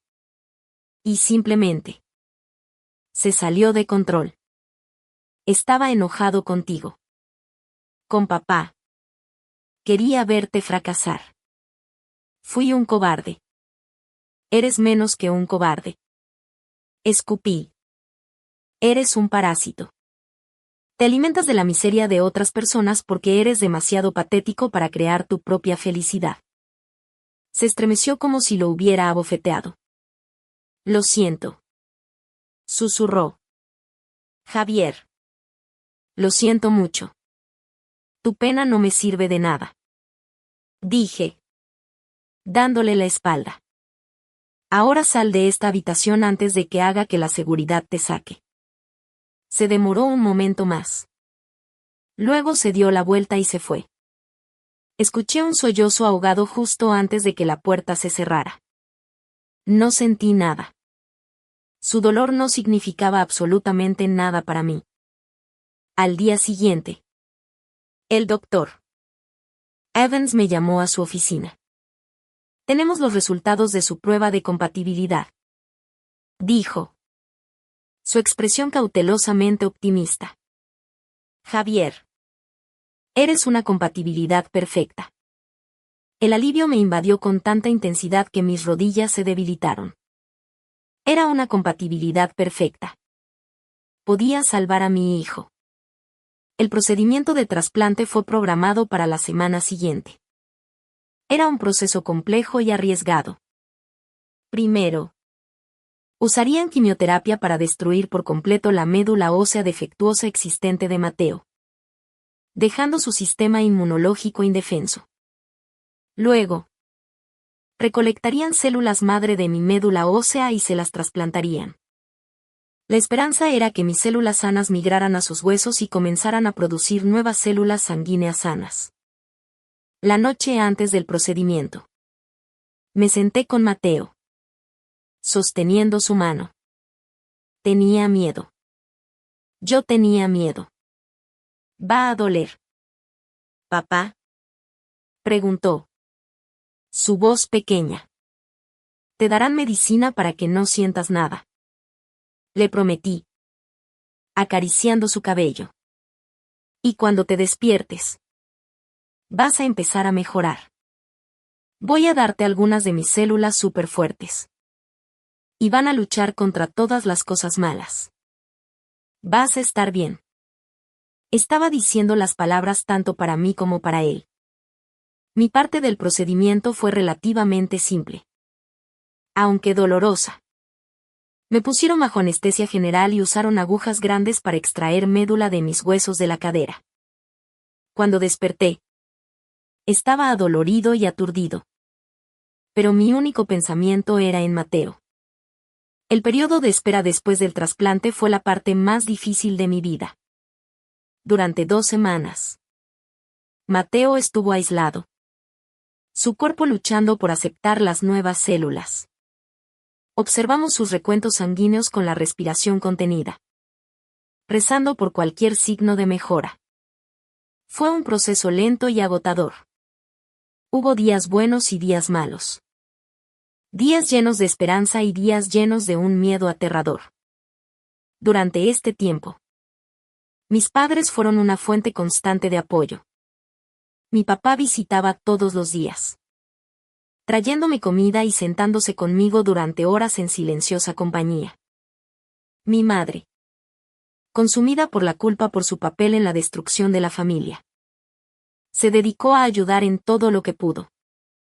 Organizó un tren de comidas. Limpió mi apartamento y rezó sin cesar. Su transformación fue notable. La crisis había despojado sus prejuicios de toda la vida, dejando solo el amor desesperado de una madre por su nieto. Una tarde, unas 3 semanas después del trasplante, el doctor Evans entró en la habitación, con una amplia sonrisa en su rostro. Sostenía un gráfico. «Tenemos buenas noticias», anunció. El recuento de glóbulos blancos de Mateo ha subido. La nueva médula está comenzando a injertarse. El trasplante está funcionando. Me eché a llorar. Allí mismo, en medio de la habitación del hospital. Abracé a mi papá. Abracé a mi mamá. Y en un momento de alivio compartido y abrumador, incluso abracé a Sofía. Lo habíamos logrado. Mi hijo iba a vivir. El camino hacia la recuperación fue largo. Mateo tuvo que permanecer en el hospital un mes más, su sistema inmunológico reconstruyéndose lentamente. Pero con cada día que pasaba, se hacía más fuerte. El color volvió a sus mejillas. Su risa. Un sonido que había extrañado desesperadamente. Comenzó a llenar la silenciosa habitación del hospital una vez más. El día que finalmente fue dado de alta fue uno de los más felices de mi vida. Lo saqué del hospital en brazos. El sol cálido en nuestros rostros. Todavía estaba débil, pero estaba vivo. Y era mío. Después, la vida encontró una nueva normalidad. Me concedieron la custodia total de Mateo. Sofía, reconociendo sus profundos errores e inestabilidad, estuvo de acuerdo en que era lo mejor. Tenía derechos de visita. Pero Mateo vivía conmigo. Nuestra relación se mantuvo funcional por el bien de Mateo. Pero la confianza y el amor se habían ido para siempre. Mis padres, habiendo presenciado la casi pérdida de su nieto, tomaron una decisión. Mi padre me llamó una noche y me pidió que fuera. Cuando llegué, él y mi madre estaban sentados en la mesa del comedor con una pila de documentos legales. Hemos estado pensando mucho en el futuro, dijo mi papá, su voz seria, sobre la familia y sobre lo que realmente importa. Me empujó un documento. Era su testamento revisado. Ya había desheredado a Daniel. Pero esto era diferente. Él y mi mamá estaban transfiriendo la mayoría de sus activos, incluida la casa y su cartera de inversiones, a un fideicomiso para Mateo. Conmigo como fideicomisario. No vamos a esperar a que nos hayamos ido, dijo mi mamá, sus ojos brillando. Queremos verlo beneficiarse de esto ahora. Queremos que tenga todas las oportunidades, todas las ventajas en la vida. Se lo debemos. Era su forma de expiar, de tratar de reparar el daño que habían contribuido a crear. La herencia. Los $2 millones que una vez habían sido un símbolo de la caída de mi hermano, ahora se habían convertido en un símbolo del futuro de mi hijo. Fue un giro de los acontecimientos profundo e inesperado. No supe de Daniel durante mucho tiempo después de eso. La familia lo había condenado al ostracismo por completo. Luego, Unos 6 meses después de que Mateo regresara a casa del hospital. Recibí una carta. Era de él. El sobre era delgado. La dirección escrita con su familiar y desordenada letra. Casi la tiro. Pero la curiosidad me pudo. La abrí. Era una sola página. Javier. Comenzaba. Sé que no quieres saber de mí. Sé que mis palabras no significan mucho para ti. Pero tengo que intentarlo. Lo que te hice a ti. A Sofía y a Mateo es imperdonable. Vivo con eso todos los días. Estoy en terapia ahora. Estoy tratando de entender por qué me convertí en la persona que era. Estoy trabajando en un taller mecánico y le pago a Sofía la pensión alimenticia de un hijo que nunca fue mío. Porque sé que le debo eso por la mentira que ayudé a crear. Escuché que Mateo está bien. Me alegro. No espero tu perdón. No lo merezco. Pero quería que supieras que estoy verdadera y profundamente arrepentido. Espero que algún día tú y Mateo puedan tener la vida que intenté quitarles. Leí la carta 2 veces. Luego la doblé y la guardé. No cambiaba nada. Los años de crueldad. Las mentiras devastadoras. No podían borrarse con una sola página de disculpas. Pero era, quizás, una señal de que el niño de oro finalmente se había roto. Y en su lugar, un hombre estaba comenzando a emerger lenta y dolorosamente. Mi perdón no era suyo. Pero quizás su propia autorreflexión era un comienzo. Mi atención ya no estaba en él. Estaba en el niño que dormía profundamente en la habitación de al lado. Mi hijo. Mi futuro. La vida con Mateo fue un proceso de redescubrimiento. Fue como aprender una canción familiar en una nueva clave. Volvimos a nuestras viejas rutinas. Pero todo se sentía diferente. Más precioso. Aprecié los momentos simples, hacer hotcakes los sábados por la mañana. Ayudarlo con sus tareas de primer grado. Arroparlo por la noche. El año que había perdido con él me había enseñado a no dar por sentado un solo segundo. La ira que mantuve durante tanto tiempo comenzó a suavizarse. No en perdón para Sofía y Daniel, sino en una tranquila gratitud por lo que tenía ahora. Mi hijo estaba sano y estaba conmigo. Eso era todo lo que importaba. Mi relación con mis padres estaba completamente sanada. La crisis había sido un crisol.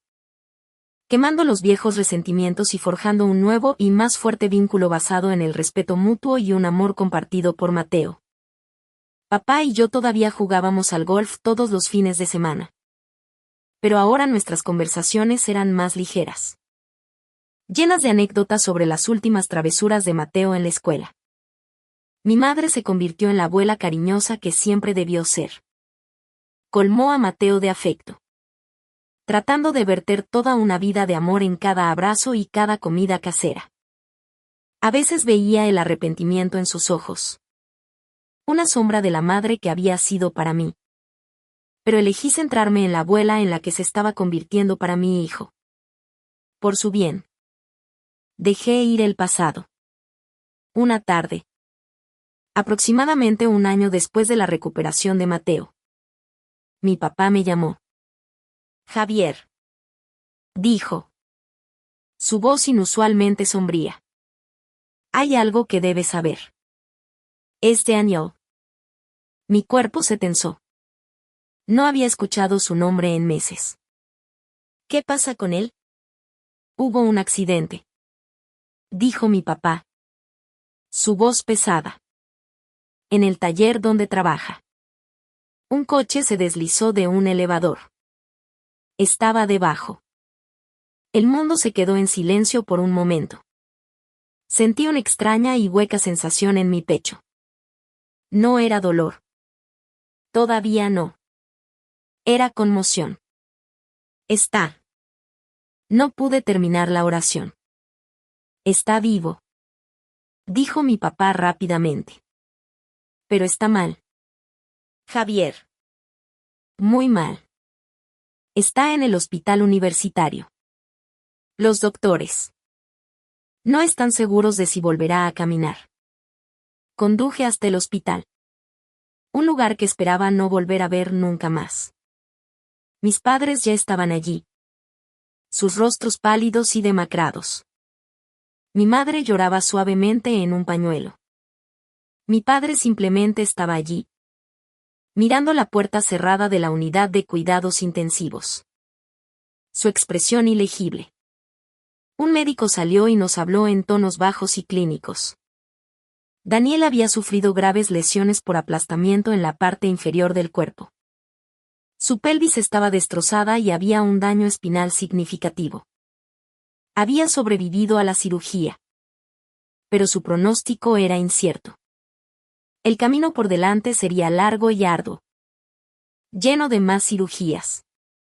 Fisioterapia y la posibilidad muy real de una discapacidad permanente. Miré a través de la pequeña ventana de la puerta de la UCI. Daniel yacía en la cama. Pálido e inmóvil. Una red de tubos y cables conectándolo a una sinfonía de máquinas que pitaban. No se parecía en nada al hermano que conocía. La arrogancia. La confianza engreída. Todo se había ido. Despojado por la tragedia. Dejando solo a un hombre roto y vulnerable. En ese momento, mirando su forma destrozada, no sentí odio. No sentí reivindicación. No sentí nada en absoluto. Solo era una profunda y vacía tristeza por el desperdicio de todo. Los años desperdiciados. El potencial desperdiciado. El vínculo fraternal que nunca tuvimos. Durante los meses siguientes, Daniel luchó por salir del abismo. Finalmente fue trasladado de la UCI a un centro de rehabilitación. Los médicos tenían razón. Nunca volvería a caminar de la misma manera. Dependería de una silla de ruedas. Quizás de muletas en los días buenos. Por el resto de su vida. El accidente tuvo un profundo efecto en mis padres. Mi padre. Al ver a su hijo tan completamente roto. No pudo mantener su postura de línea dura por más tiempo. Él y mi madre comenzaron a visitar a Daniel en el centro de rehabilitación.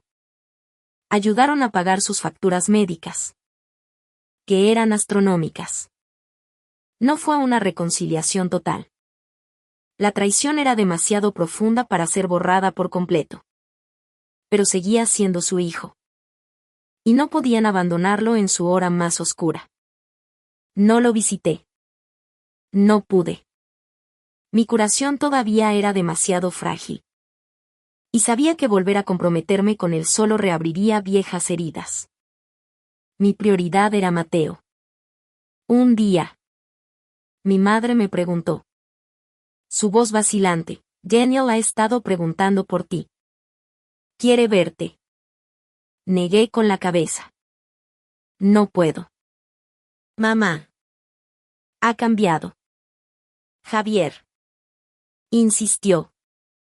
Este accidente. Lo ha cambiado. No es la misma persona. Me alegra escuchar eso. Dije honestamente. Pero no cambia el pasado. Unas semanas después. Llegó otra carta. Esta vez. La letra era temblorosa y laboriosa. Javier. Estoy escribiendo esto yo mismo. Está tomando mucho tiempo. Mis manos no funcionan tan bien como antes. Mamá me dijo que te pidió que me visitaras. Entiendo por qué dijiste que no. Probablemente yo tampoco me visitaría. Tumbado aquí. Día tras día. Tienes mucho tiempo para pensar. He pensado en todo. En nosotros de niños. En lo cruel que fui. Solía pensar que era mejor que tú. Que me merecía todo solo por ser yo. Ahora veo que lo tenía todo al revés. Tú siempre fuiste el más fuerte. Fuiste lo suficientemente fuerte como para ser amable. Para ser decente. Incluso cuando te di todas las razones para no serlo. Destruí a nuestra familia porque era un niño débil y celoso. Y ahora. No tengo nada. Sé que me lo merezco. En cierto modo. Esta silla de ruedas es una especie de justicia. Es una señal externa de lo roto que siempre he estado por dentro. No espero que me perdones. No espero que vuelvas a verme como un hermano. Pero quiero decir una última cosa. Estoy orgulloso de ti. Estoy orgulloso del padre que eres para Mateo. Es un niño con suerte.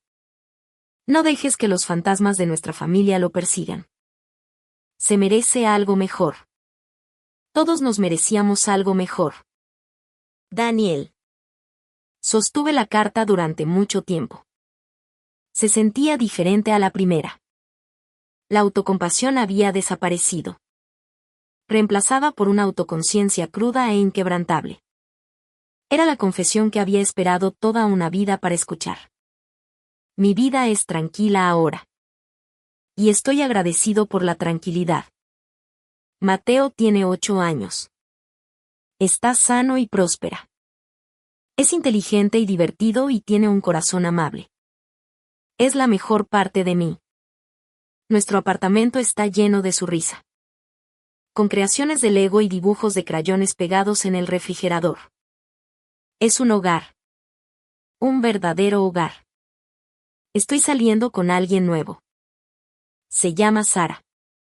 Y es maestra en la escuela de Mateo. Conoce mi historia. Toda. Escucha sin juzgar y me toma de la mano cuando los recuerdos se vuelven demasiado pesados. Con ella. Siento una sensación de paz que nunca pensé posible. Mis padres son abuelos devotos.